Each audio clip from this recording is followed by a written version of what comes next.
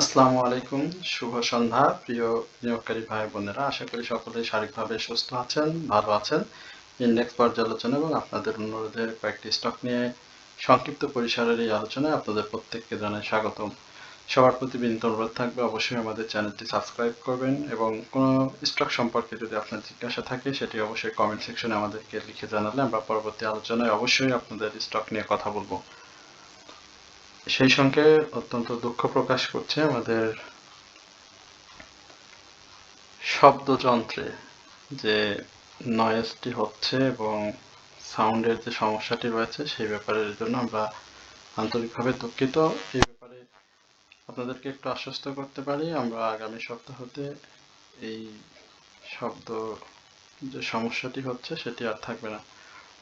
আজকে মার্কেট নিয়ে অনেক লম্বা বক্তব্য প্রয়োজন, কিন্তু আমি সংক্ষিপ্তভাবেই শেষ করতে চাই, কারণ আমরা গত 2-3 দিন ধরেই আপনাদেরকে মার্কেটের ইন্ডেক্সের যে কারেকশন সেই ব্যাপারটি বলে আসছিলাম এবং এটি একাধিকবার আমার চ্যানেলে আপনাদের সাথে শেয়ার করেছি। 15ই জুলাই যখন আমরা ইন্ডেক্সের হাই দেখেছিলাম, আপনারা হয়তো সবাই জানেন যে এখানে ইন্ডেক্সের হাই ছিল অনেক বেশি, 5,966 এই জায়গাতে, এবং ইন্ডেক্স ক্লোজ হয়েছিল মাত্র 5,926, 15 পয়েন্ট পজিটিভ দিয়ে। সেই জায়গাতেই মূলত ইন্ডেক্সের একটা কারেকশন আরএসআই সহ আমরা সামনের যে দিনগুলো পেয়েছি সেটি হবে একেবারে অনুমেয়। আজকে টার্নওভারে যে ব্যাপারটি দেখেছেন সেখানে প্রায় 100 কোটি টাকার মতো কম হয়েছে টার্নওভার, এবং সর্বশেষ 15ই জুলাই আমরা যদি টার্নওভারের সাথে মার্কেটের সার্বিক চিত্রটা আপনাদেরকে বিশ্লেষণ করি, সেইখানে টার্নওভার ছিল 1515 কোটি টাকা এবং আজকে 1570 কোটি। আমরা ফিগারগুলো যদি বাদ দিই তাহলে আপনি ধরে নেন প্রায় 500 কোটি টাকার মতো লেনদেন ডাউন চলে এসেছে। আপট্রেন্ড স্টকের সংখ্যাও কমে এসেছে। আমরা যে স্টকগুলো নিয়ে বেশি প্রত্যাশা করি বা যে স্টকগুলো নিয়ে আপনাদেরকে অতীতে পোর্টফোলিওর প্রফিটের জায়গাগুলো তৈরি হয়েছে সেই জায়গাটা আসলে আমি দেখতে পাচ্ছি যে অনেক কারেকশন চলছে। আজকে আপট্রেন্ড স্টকের যে ব্যাপারটি সেটি কম হয়েছে এবং ডাউন ট্রেন্ড সেটিও আমরা দেখতে পাচ্ছি, অনেক স্টক ডাউনে চলে গিয়েছে। মাত্র 97টি স্টক আজকে কিন্তু আপ ট্রেন্ডে ছিল আমরা যতটুকু দেখেছি সারাদিন ব্যাপী, এবং ডাউন ট্রেন্ডে ছিল 242টি স্টক এবং আনচেঞ্জ অবস্থাতে ছিল 48টি।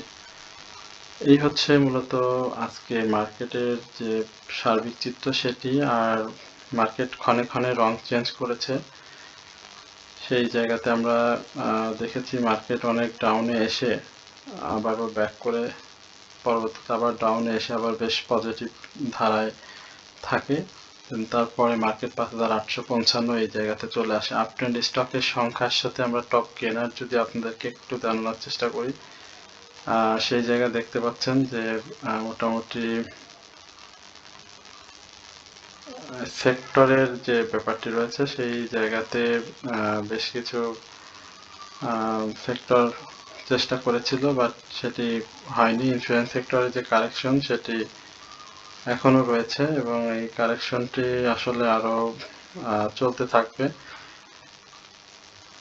এর বাইরে আমরা সেক্টর বাই গেনারে দেখেছি ফার্মা সেক্টরের একটা ভালো উত্থান ছিল, মোটামুটি চেষ্টা করেছে ফার্মা সেক্টর। টেক্সটাইলের ছোট ছোট স্টকগুলো উঠে এসেছে এবং ইঞ্জিনিয়ারিং সেটিও চেষ্টা করেছে। তবে মার্জিন এর যে ব্যাপারটি সামনে এসেছে, মার্জিন রুলস আপনারা হয়তো ইতিমধ্যেই দেখেছেন, আমরা আমাদের হোয়াটসঅ্যাপ গ্রুপ মেম্বারদের সাথে এই ব্যাপারটি অবশ্য শেয়ার করেছি।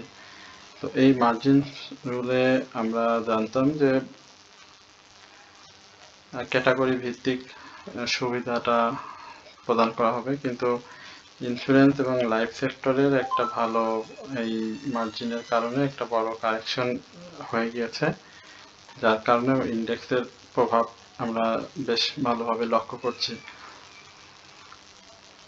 আরএসআই এর যে ব্যাপারটি রয়েছে, আজকে দেখেন ইন্ডেক্সের ভ্যালুর সঙ্গে আপনার আমরা যে মুভমেন্ট দেখি সেখানে 5820 এবং 5855, অর্থাৎ খুব বেশি পার্থক্য কিন্তু নাই।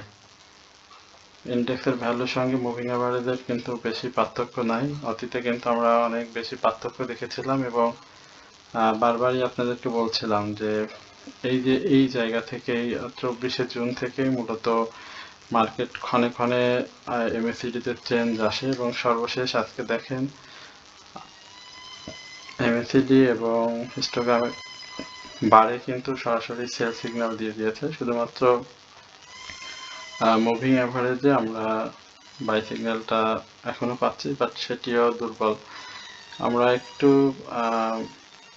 চার্টের যদি সাপোর্টের জায়গাটা খুঁজি, তাহলে সাপোর্ট আরেকটু নিচে, বিশেষ করে যে সাপোর্ট ছিল সেই সাপোর্ট অলমোস্ট মার্কেটের ডাউন ট্রেন্ডে আমরা দেখতে পাচ্ছি ভেঙে গিয়েছে এবং আমি মার্কেটের যে সাপোর্ট এইখানে বলবো নিকটতম সাপোর্ট হচ্ছে 5000। এই জায়গাতে যে সাপোর্টের ব্যাপারটি আসছে আমরা একটু আপনাদেরকে একটু জানি 5834, 5834, বাট আমার কাছে মনে হয়েছে যে এই সাপোর্টটা আসলে হয়তো খুব বেশি সুবিধাজনক না। যেটি আপনার সাথে একটু আগে বললাম 5834, এই সাপোর্টটি যদি মার্কেটের না ধরতে পারে বা যদি ভেঙে যায় তাহলে ইন্ডেক্সের কারেকশন 5760 এই জায়গাতে চলে আসবে। আমি সবাইকে বলবো যে কারেকশনগুলো এখন হবে সেটি মানে খুব বেশি মার্কেটে ইফেক্ট ফেলবে না। আজকে এবং গত বৃহস্পতিবারে যে কারেকশনটি হয়েছে এটি স্বাভাবিক কারেকশন মার্কেটের। আমি এর আগেও বলেছিলাম যে যুদ্ধর একটি শঙ্কা যেটি মার্কেটে সাধারণ বিনিয়োগকারীদের মধ্যে প্রভাব ফেলবে, সেই জায়গাটা ইতিমধ্যে অনেক আগেই শেষ হয়ে গিয়েছে এবং আপনারা যারা যুদ্ধ বিগ্রহ নিয়ে এখনো পড়ে আছেন এটি আপনাদের একটা ভুল এবং মিসকনসেপ্ট। আমি মনে করি এটি আসলে কাজে দিবে না। মার্কেট সামনের যে সময়টা আসবে সেটি সময়ের সাথে সাথে মার্কেট মুভমেন্ট করবে এবং অনেক মার্কেট 5200 থেকে 5600 প্রায় কাছাকাছি এই জায়গাটি আমরা দেখেছি, প্রায় 800 পয়েন্টের মতো মার্কেট ইনক্রিজ হয়েছে। তো এই স্বাভাবিক উত্থানে এখন মার্কেটের কিছুটা শক্তি বৃদ্ধির জন্য কারেকশন খুবই জরুরি। বাট কারেকশনের যে জায়গাটা সেই জায়গাটায় যদি প্রাইস অ্যাকশন অতিরিক্ত ফল করে তখনই কিন্তু বিনিয়োগকারীদের মনে শঙ্কার জায়গা তৈরি হয়। তো ইন্ডেক্সের যে কারেকশন সেই কারেকশন আমরা দেখেছি যে প্রাইসটা অতিরিক্ত ফল করছে এবং মার্কেটের মুভমেন্টে সেই প্রাইস কিন্তু সেভাবে মুভ করতে পারে না এবং যার কারণে প্রফিট প্লাস তার বাই জোনটি অনেক দেরিতে এবং অনেক সময় সাপেক্ষ হয়ে যায় স্টকটির জন্য। তো আশা করি যে মার্কেট খুব দ্রুতই ব্যাক করবে 5834 এই জায়গাতে ইনশাল্লাহ মার্কেট তার সাপোর্টটি নিয়ে নিবে। তো এইখানে মাঝে মাঝে আমরা যেহেতু সেল সিগন্যাল রয়েছে সেখানে আমরা মাঝে মাঝে হয়তো দু একটি বাই অর্থাৎ সবুজ ক্যান্ডেল দেখতে পাবো।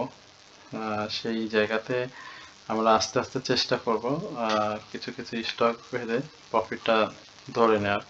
আশা করি যারা বিচক্ষণ রয়েছেন বা দীর্ঘদিন ধরে মার্কেটে রয়েছেন তাদের জন্য এই ব্যাপারটি অনেক সহজ হবে। আমরা আপনাদের রিকোয়েস্টের বা আপনারা যে স্টকগুলো নিয়ে জানতে চাচ্ছেন আমরা সেখান থেকে কয়েকটি স্টক নিয়ে কথা বলতে চাই। প্রথমে আপনারা আলহাজ টেক্সট নিয়ে একটু জানতে চাচ্ছেন, তো আমরা একটু আলহাজ নিয়ে আপনার সাথে কথা বলতে চাই। আলহাজ টেক্সট আমরা দেখেছি যে গত দিনও মার্কেটে যখন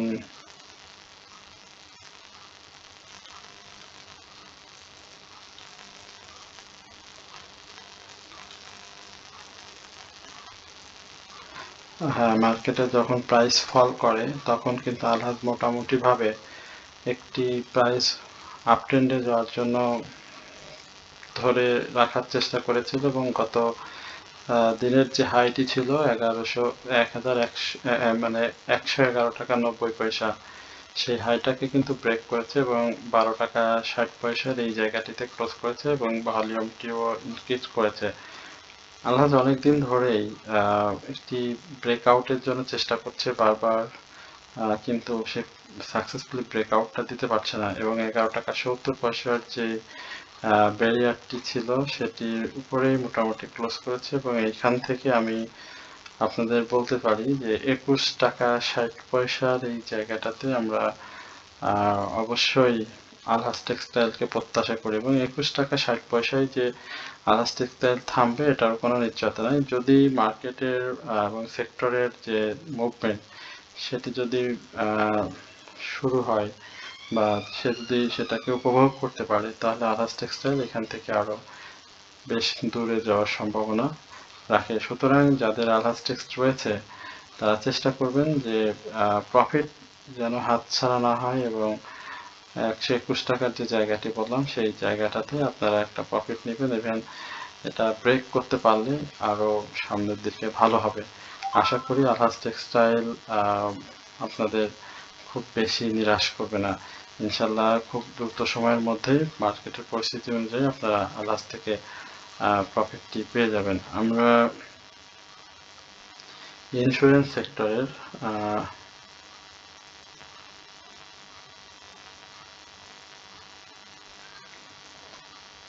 তিন চারটি ইন্স্যুরেন্স নিয়ে আপনারা জানতে চাইছেন, তো সেখান এটি আমাদের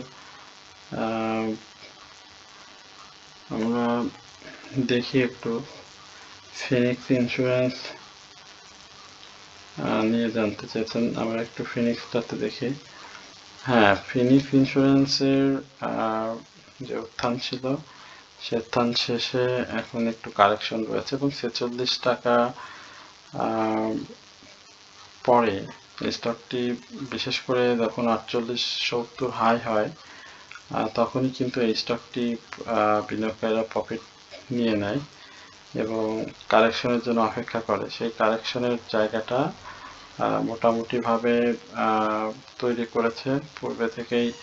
এই যে এখানে যখন ডিভিডেন্ড দিয়ে দেয়, ডিভিডেন্ড পরবর্তী সময়ের যে কারেকশন সেই কারেকশনটা এই পর্যন্ত ছিল এবং এই মুভমেন্টে আশা করছি যে এই একটা সিমিলার কারেকশন বিশেষ করে 42 টাকা 90 এই জায়গাতে সে শেষ করবে। তো যাদের আছে অবশ্যই এখন এন্ট্রি যেন আমরা স্টকটিতে না নিই। আশা করছি যে 42-90 আশেপাশ থেকেই ফিনিক্স ইন্স্যুরেন্স আপনাদের আবারও বাই করার অপরচুনিটি দিবে, কারণ এই জায়গাটাতে দেখেন আরএসআইটা কিন্তু খুব ক্ষিপ্র গতিতে ডাউন ট্রেন্ডে চলে আসে এবং ক্ষিপ্র গতিতে আসার অর্থই হচ্ছে সে তার প্রাইসটাকে এখানে আর ধরে রাখতে পারছে না এবং ফোর্স সেল স্টকটিতে এই মধ্যে ফেস করছে। যেহেতু ডিভিডেন্ড পরবর্তী সময়ে স্টকটি একটা ভালো মুভমেন্ট ছিল এবং এই জায়গাগুলোতে দেখেন অনেক অনেক ভালো প্রাইস অ্যাকশন করেছে। তো সেই জায়গাতে এখন স্বাভাবিকভাবে একটা কারেকশন প্রত্যাশিত এবং সেটি হচ্ছে। তো আশা করি যাদের রয়েছে তারা প্রফিট নিয়েছেন, আর যদি স্টপ লস নেওয়ার সুযোগ থাকে এই প্রাইজের আশেপাশে যদি বাই থাকে তাহলে এখান থেকে স্টপ লস নিতে পারবেন এবং 42-এ এটি আবার কারেকশন জন্য আপনার বাই চান্স দেবে। সুতরাং অবশ্যই এটি আপনার চিন্তা করে একটা উপযুক্ত সিদ্ধান্ত পৌঁছাতে হবে। এরপরে আমরা খুব কমন বেশ কয়েকটা, যেহেতু এটা নিয়ে বলছি, রিলায়েন্স নিয়ে একটু কথা বলতে চাই। রিলায়েন্সের আজকে কিন্তু 5 টাকার মতো প্রাইস ডাউন ট্রেন্ড করেছে এবং হঠাৎ একটা ডাম্প আমরা এখানে দেখতে পাচ্ছি রিলায়েন্স ইন্স্যুরেন্সের মধ্যে। বাট রিলায়েন্স নিয়ে বেশ কিছু পজিটিভ দিক রয়েছে, বিশেষ করে স্টকটি বছরব্যাপী ভালো ইপিএস দিয়েছে, পি রেশিও অসাধারণ এবং ন্যাব যথেষ্ট ভালো। সাধারণ বিনিয়োগকারীদের কাছে 2.5 কোটির মতো শেয়ার রয়েছে স্টকটি এবং এই স্টকটি অনেক লো প্রাইস থেকে, মানে দেখেন 44 টাকা থেকে 128 টাকা হাই করেছে এবং এই যে পূর্বে এইসব জায়গাতে ছিল এবং এই ডাউন ট্রেন্ড থেকেই মূলত তার উত্থানটি হয়েছে পূর্বে, এবং রিলায়েন্স যে হাই থেকে ফল করেছে এই জায়গাটাতে যদি 116 টাকা বা 117 টাকার উপরে ক্লোজ করতে না পারে তাহলে অবশ্যই রিলায়েন্স থেকে বের হয়ে আসতে হবে। আর যদি এই যে সাপোর্ট যেখানে নিয়েছে আরেকটু নিচে সাপোর্টটি হবে এই এই জায়গাগুলোতে 107 টাকা 80 পয়সা সাপোর্ট। এই সাপোর্টটা যদি ভেঙে ফেলে এবং পরবর্তী সময়ে যদি 117 টাকার উপরে যদি ক্লোজ করতে না পারে, সাকসেসফুলি একটা ব্রেক সহ 115 থেকে 117 এই জায়গাটায় আমি বলবো, এটা যদি ক্লোজ করতে না পারে আবার ডাউনে আসে তাহলে আমি বলবো যে রিলায়েন্স থেকে বের হয়ে আসা উচিত। তবে এখন পর্যন্ত রিলায়েন্সের সম্ভাবনা রয়েছে, বড় প্রাইস ফল করেছে। আমরা দেখেছি যে যে স্টকগুলো বেশি বড় প্রাইস ফল করে তারা কিন্তু পরবর্তী সময়ে ঘুরে দাঁড়ায়। তো এখন আশা করছি যে এই জায়গা থেকে রিলায়েন্স একটু ঘুরে দাঁড়াবে এবং এই ঘুরে দাঁড়ানোর সময়টাতে আপনাদের প্রফিট করার মানে একটা উপযুক্ত সময় হবে যদি বাই করা থাকে এই অল্প প্রাইসের মধ্যে। আর যদি এটি সাপোর্ট ভেঙে ফেলে তাহলে এটি স্টপ লস নিয়ে এখান থেকে বের হয়ে যেতে হবে। এরপরে সবার অনেকের প্রত্যাশিত এবং বাই করা একটি stock BD Thai food. BD Thai ফুডের এই মুহূর্তে আজকে দেখতে পাচ্ছেন বিডি থাই ফুডের আরএসআইটা একদম তলানিতে এসেছে এবং 34-এ, যেখানে বায়ারদের একেবারে আধিপত্য নাই। বায়াররা খুব বেশি এখানে তাদের সেই ইটা দেখাচ্ছে না। এবং আমরা যদি আরএসআই এর এই জায়গাটা একটু আপনাদেরকে দেখাই, যে আসলে এই সর্বশেষ তার আরএসআই এই যে 20-তে ছিল এবং এই জায়গাতে তার প্রাইসটা ছিল 8 টাকা 80 পয়সা, বাট আরএসআই ইনক্রিজ করেছে, প্রাইসটা একেবারে টেনে নিয়ে চলে গিয়েছে 18-19-এ এবং পরবর্তীতে খুব বেশি কালেকশন দেয়নি, 13-14 টাকার মধ্যে কালেকশন শেষ করে ধাপে ধাপে প্রাইসটা কিন্তু টেনে উপরে চলে গিয়েছে। আর এর পূর্বে আর পরে আমরা যদি আরও একটু আরএসআইটা দেখি, যখন তার আরএসআই খুব বেশি ডাউনে ছিল তখনও তার প্রাইস 18-19 টাকা ছিল। এখন যে জায়গাটিতে আরএসআই রয়েছে সেই 34-এ, সেই জায়গাতে কিন্তু আমরা তার প্রাইস অ্যাকশন ভালোই দেখছি এবং হ্যাঁ 34-38-এর যে আরএসআই সেখানে আমরা তার হাইটা দেখতে পাচ্ছি যে 26-27 এই লেভেলে ছিল। ইভেন আরএসআই মোটামুটি পূর্বে আমরা দেখেছি যে আরএসআইয়ের সাথে তার প্রাইস অ্যাকশনের একটা ভালো মেলবন্ধন ছিল এবং এখানে 2000 থেকে তার প্রাইস অ্যাকশন মোটামুটি বেশ চমৎকার। ফলোর পরবর্তী সময়ে তার যে ডাউন ট্রেন্ড এবং ডাউন ট্রেন্ড থেকে উঠে গিয়ে 38-এ বা 40-তে প্রাইস অ্যাকশন, অ্যান্ড দেন এই জায়গা থেকে 2024-এর পর থেকেই এই যে যে ডাউন ট্রেন্ড এবং বর্তমানে 2026-এর যে ডাউন ট্রেন্ডটি ঠিক এই একই জায়গা থেকে শুরু হয়েছে। সেই জায়গা থেকে শুরু হয়ে আমরা দেখেছিলাম একেবারে দীর্ঘ পতন পরে 2025 পর 26-এ এসে স্টকটি আবার মুভ করেছে এবং স্টকটি সম্পর্কে যে পজিটিভ নিউজগুলো আমরা বিভিন্ন সংবাদ মাধ্যমে দেখেছি, বাট প্রাইস অ্যাকশনের ক্ষেত্রে কিন্তু খুব বেশি প্রতিফলন আমরা এই সময়টিতে দেখিনি। যদিও অনেক ডাউন থেকে স্টকটি প্রাইস অ্যাকশন করেছে এবং ধাপে ধাপে স্টকটি ভালো মুভও করেছে নিঃসন্দেহে। এই জায়গাটাতে 21 টাকা 10 পয়সার যে সাপোর্ট জোনটি রয়েছে এটা যদি ভেঙে ফেলে তাহলে আমি বলবো যে এই স্টকটি 18 টাকার দিকে চলে আসবে। আশা করছি যে স্টকটি তার যে ফল প্রাইস করেছে এখানে আমরা 3-4টি রেড ক্যান্ডেল ব্যতীত 3-4টি গ্রিন ক্যান্ডেল দেখতে পাচ্ছি। এই গ্রিন ক্যান্ডেলে আসলে বারবারই বিনিয়োগকারীদেরকে আশা জাগানোর একটা ব্যাপার ছিল। এখানে একটা জিনিস লক্ষ্য করেন, 4টা রেড ক্যান্ডেলের পরে একটা সবুজ ক্যান্ডেল, এখানে সেম 4টা রেড ক্যান্ডেল পরে একটা সবুজ ক্যান্ডেল, এইখানে 5টা রেড ক্যান্ডেল পরে একটা সবুজ ক্যান্ডেল, ইভেন এইখানে অলরেডি 4টা ক্যান্ডেল শেষ হয়েছে। যেই কথাটি বলছিলাম যে 21 টাকা 10 পয়সার এই জায়গাটাতে সে সাপোর্ট নিয়ে এইখানে আবার দু একটি রেড গ্রিন ক্যান্ডেল তৈরি করবে। ইভেন আমি বলবো যে গ্রিন ক্যান্ডেলের এই জায়গাটা অবশ্যই 24 টাকা 60 পয়সার উপরে, যেখানেই সে নিক সাপোর্ট নিক, অবশ্যই সেটা 24 টাকা 60 পয়সার উপরে তার একটা ক্লোজ করতে হবে, এবং সেই ক্লোজটা যদি 25 টাকার মধ্যে হয় খুব ভালো হয়। দেন আমরা তারপরে আবার তার 26-এর আশেপাশে দেখবো, বাট 21 টাকা 10 পয়সারই সাপোর্ট ভেঙে ফেললে স্টকটি আরো বেশি ডাউনে চলে আসবে। তো যেহেতু ভলিউম ড্রাই হয়ে গিয়েছে এবং একেবারে বেশ কিছুদিন ধরে ভলিউমের ড্রাই আমরা লক্ষ্য করছি, তো সেই জায়গাতে আমরা এটি আবারও প্রাইস মুভমেন্টের একটা উপযুক্ত সময় হিসেবে ধরে নিচ্ছি। এর আগে আমরা যদি তার ভলিউমের কথাগুলো একটু চিন্তা করি, দেখেন এই জায়গাগুলোতে ভলিউম যেরকম ছিল, পরে কিন্তু ড্রাই ভলিউমে এসে কিন্তু প্রাইসটা মুভ করেছে। আপনি যতবারই দেখেন যে ড্রাই ভলিউমে এসে কিন্তু প্রাইসটা ইনক্রিজ করার চেষ্টা করেছে। সুতরাং এই মুহূর্তে এবং দীর্ঘ সময় ধরে এই স্টকটিতে একটা সেল সিগন্যাল আমরা দেখতে পাচ্ছি, এবং সেই সেল সিগন্যালের একটা পরিসমাপ্তি খুবই প্রয়োজন যদি তার সাপোর্টটাকে ধরে প্রাইস অ্যাকশন করতে চায়। ইভেন আমরা দেখেছি যে 23 টাকা 90 পয়সাও কিন্তু সে সাপোর্টটা চেষ্টা করেছিল, বাট সেই সাপোর্টটা কিন্তু সে ধরে রাখতে পারেনি, পরবর্তীতে আবারও প্রাইসটা ফল করেছে। বলো।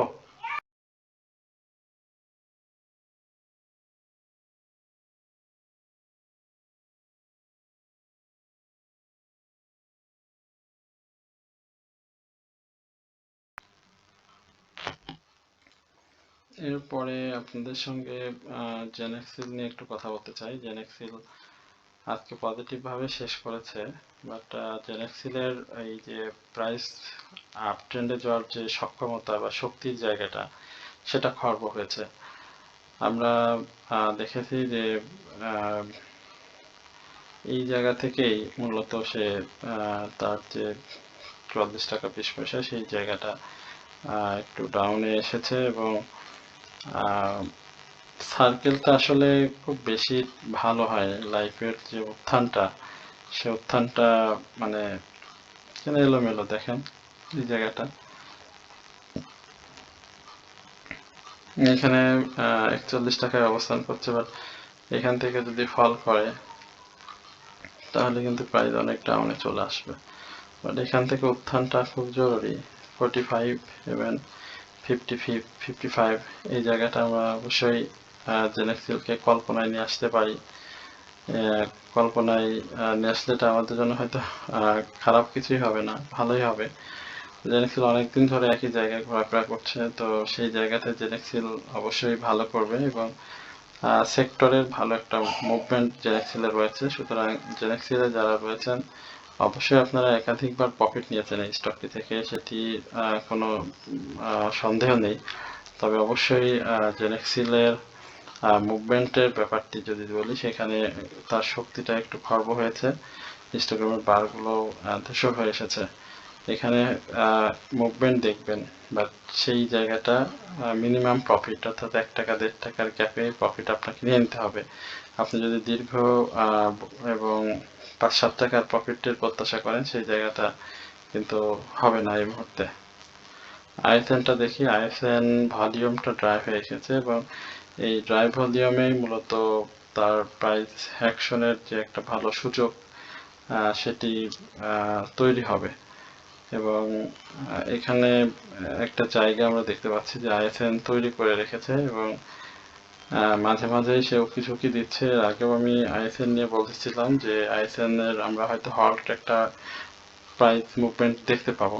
তো সেই জায়গাতে আইএসএন এখন পর্যন্ত সে ধরনের কোনো প্রচেষ্টা আমরা দেখিনি, তবে ভলিউম যেদিন করছে সেদিন কিন্তু প্রাইস অ্যাকশন করছে। গত দিনের যে ক্লোজ 62 টাকা 10 পয়সা, সেদিনও 90 পয়সার মতো প্রাইস আমরা ডাউন ট্রেন্ডে দেখেছি এই আইএসএনকে। আইএসএনের সব থেকে ভালো যে জায়গাটি সেটি হচ্ছে শেয়ার সংখ্যা কম, এবং এই কম শেয়ারের কারণে প্রাইসটা মানে দ্রুত ফল করার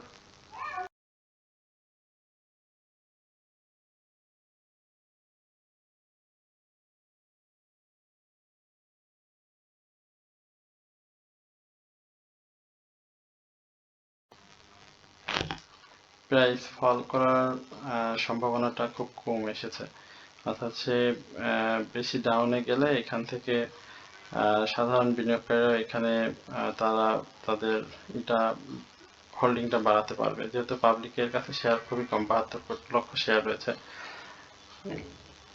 আশা করি যে একটি লো পেইড স্টকের যে মুভমেন্ট সেটি আসার সাথে সাথেই আমরা আইএসএনটাকেও আরো ভালো অবস্থানে দেখবো। বাট আইএসএন এর এই সময়টা 3-4 টাকার গ্যাপ যদি রিজার্ভ ফান্ড থেকে ব্যবহার করা যায়